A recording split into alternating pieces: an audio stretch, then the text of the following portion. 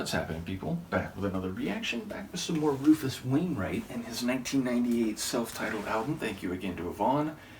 And the next track is April Fools, which of course references a specific day. And is it technically a holiday? I don't know if it's regarded as a holiday so much as a day that is marked in the calendar and which has taken on certain cultural meanings, and apparently a day in which pranking people or making them believe something which is not actually true is the name of the game.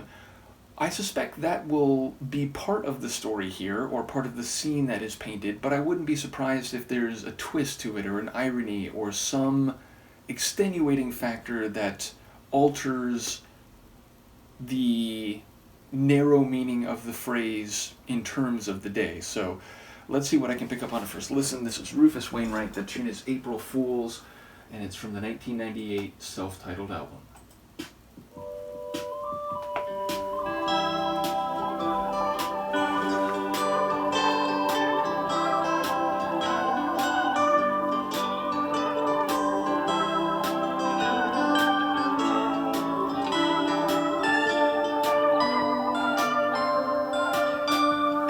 Oh, what a shame that your pockets still bleed on St. Valentine's, and you sat in a chair thinking, boy, I'm such a prince.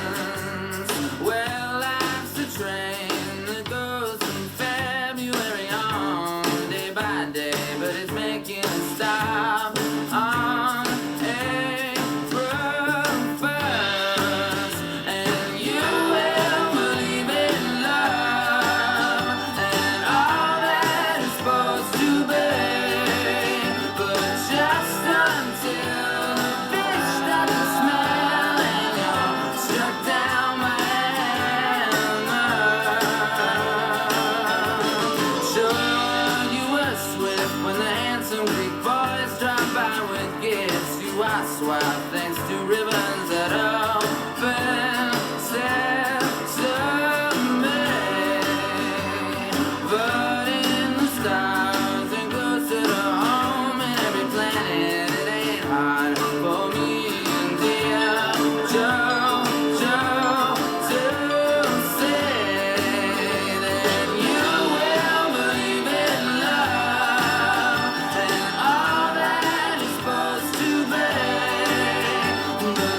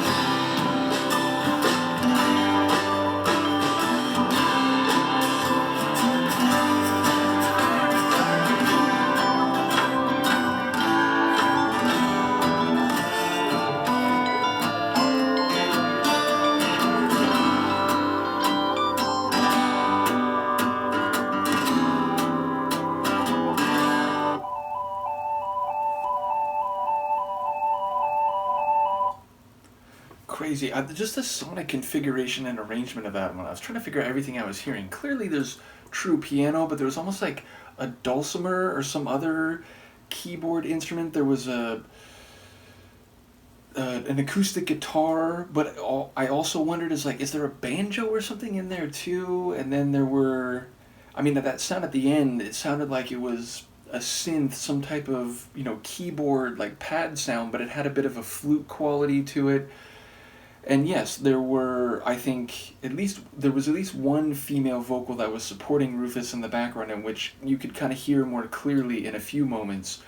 But yeah, it just had this kind of bright, jangly feel to it. But it's funny because I don't claim to know for sure what it's about, but if I was catching some of the lines correctly, it sounds like he's saying, like, yeah, you're going to believe in love and everything it's supposed to be true about it, but, what was it, like, up to the stars, right down to here, and all the planets around. It sounds like he's saying, like, eventually you'll be the April Fool. Eventually things won't turn out the way you thought and the way things are supposed to be.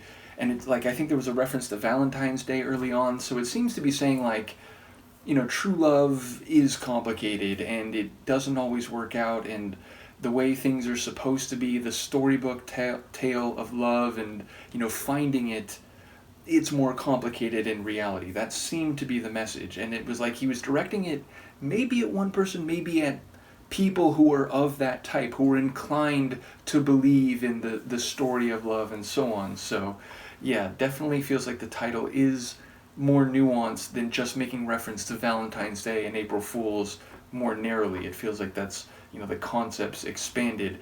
But either way, again, I enjoy his vocals, and there's some nice extensions in there, and not only him, but the female vocalist, and maybe there's more than one. I think it was just one, but yeah, the thing that really stood out was the composition and the arrangement and that secondary keyboard type instrument, which again, it wasn't quite harpsichord. I'm gonna guess dulcimer, but either way, a very compelling composition, and I am keen to hear more of his music. Let me know what you think, and I will see you next time. Peace.